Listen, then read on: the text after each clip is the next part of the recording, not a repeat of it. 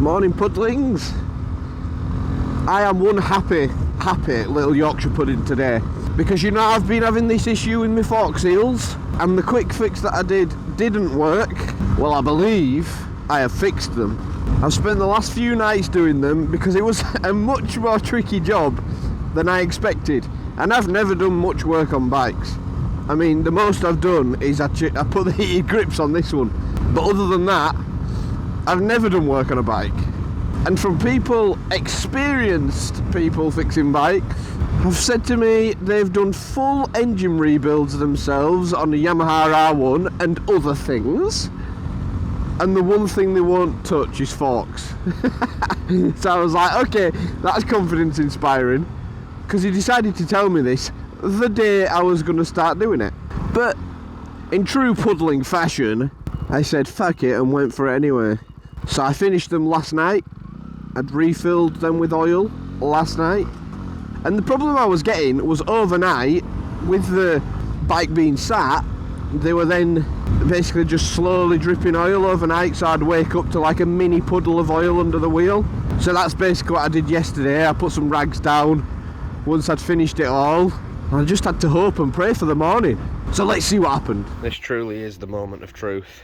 Has the fork seals worked? Oh, I think it has. No drips. Clean forks. Job done. So as you can see, not a single drop of oil on the wheel or on the floor. So I believe, touch wood, there's not any I can touch right now without me being hitting a fence.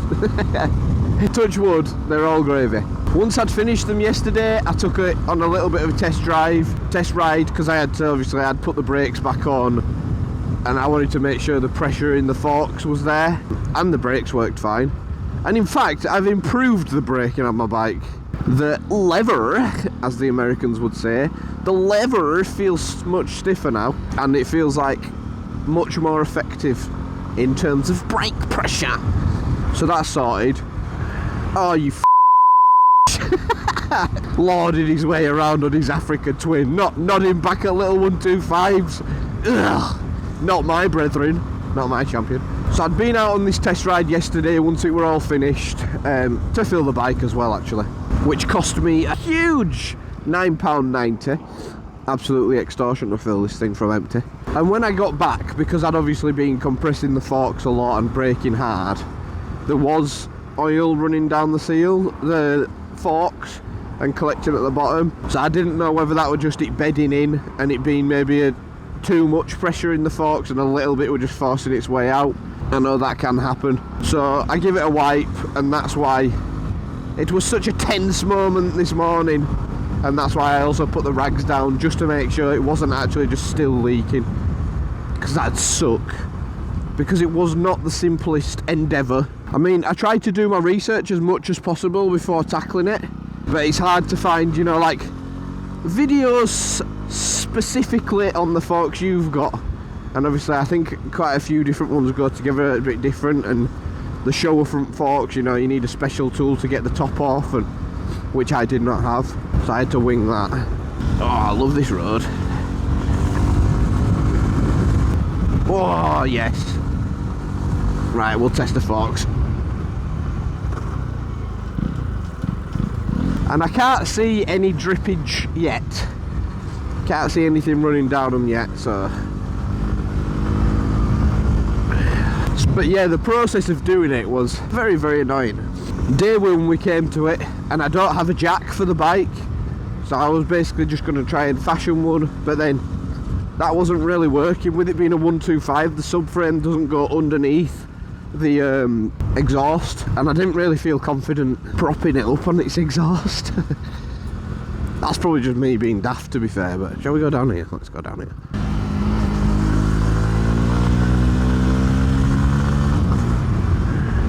Oh, they feel so much better. And I bottomed them out then, so hopefully that's gonna be all good, baby. More creative route to work today. Taking in some scenery. So unnecessary though. I'm definitely going a much longer way around. I just got shit to say, you know. bros and hoes. So the first order of call was get a jack ordered, which I did, but that wasn't coming for a few days, so I had to put it off until Monday. It's now Wednesday, but this is probably coming out on Friday, but bear with me. It was this week. We managed to get the bike up on the jack, stable, and the work commenced. The easy part is getting everything off. So I had to take the exhaust off so that we could sit the thing on the subframe at the front and then lift the front tyre. So you've got to take, you know, front mudguard off, took the exhaust off, took the belly pan, I believe it's called, took that bad boy off, obviously before the exhaust, and then disconnected brakes on the front, took the wheel off, that one's important, which is interesting because now I know how to change a wheel, I know how to change brake pads, I know how to change forks, I know how to do the seals on forks, I'd even know how to do the springs and shit on forks. I just know that now with Showa, this was the only annoying thing to get off. On the top, they've got the cap that's got the special tool. I didn't have a special tool, so I ended up just getting a few wrenches and... A tip though, I heard from someone, and it's definitely true, if you're ever doing your own front forks, loosen them while they're still in, otherwise your fork just spins and it's not good for anyone. So loosen those caps first before you take the forks out, because I ended up taking them out and then I remembered what someone had said and then I put them back in and it will piss easy to do. So we'll see how this traffic treats me today.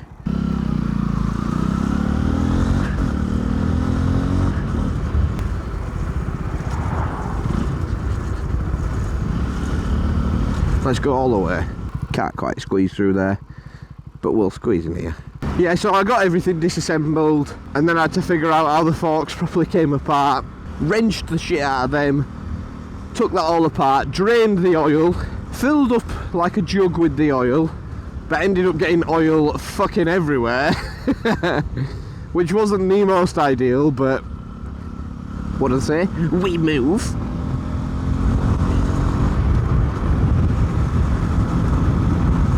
And as you can see, it's going to be a late one. I had the springs out. I had it completely disassembled, but it took fucking ages, man. And it was a long night because figuring out, I had to get the forks back together. Putting them back together, it wasn't an issue to start with until I figured out that you need to get that compression back in the fork, and it's not something you can do by hand unless you are super strong. But then I figured out after about an hour of trying that with Father Puddling, we figured out that if you do it from the other end, you can already put the assembly together and then just sort of like the outer sleeve of the fork can just slide up and then fix onto the top cap of the fork. So it's not something you'd know if you've never done forks before, so I let myself off for that. But because of things like that, it just added a little bit of time to it, and then it went to the next day. So went to work yesterday, come home, and as soon as I got home I was like, right, let's get this shit finished, come on, I can do this. Because I'd wound myself the fuck up the night before. Basically just being a little bitch, but refusing to get aid from relatives who are motor mechanics. I was stubborn, I was like, no, I need to sort this myself because then I can fix it in the future if it's on any bike, whatever, you know. And it's a specialised fork in it, like a Brembo, Showa, so I suppose I can do it on any fork now. Well, I know Brembo you need a special tool as well, but anyway, so yesterday I got home from work while realising at work, shit, I pulled my front brake when it was off of the brake disc, so then I had to pry back open the brake caliper because the pistons in the brake caliper had overextended, so the pads were basically just smushed together. But that were a quick fix. I knew I could fix that one. Knew I could do it. So sorted that pretty quickly. And now, like I said, brakes are better than ever. They feel anyway. It's gonna have to be a bit of filterage. Get through here. Off I go. Peace, bitches. Nice traffic. Enjoy waiting in it. Now I'm gonna get blocked at like a crossing. Yeah, look, you see this Peugeot Citroen. He's over a bit, so get past him. Get down to the next one. Oh, yes, mate.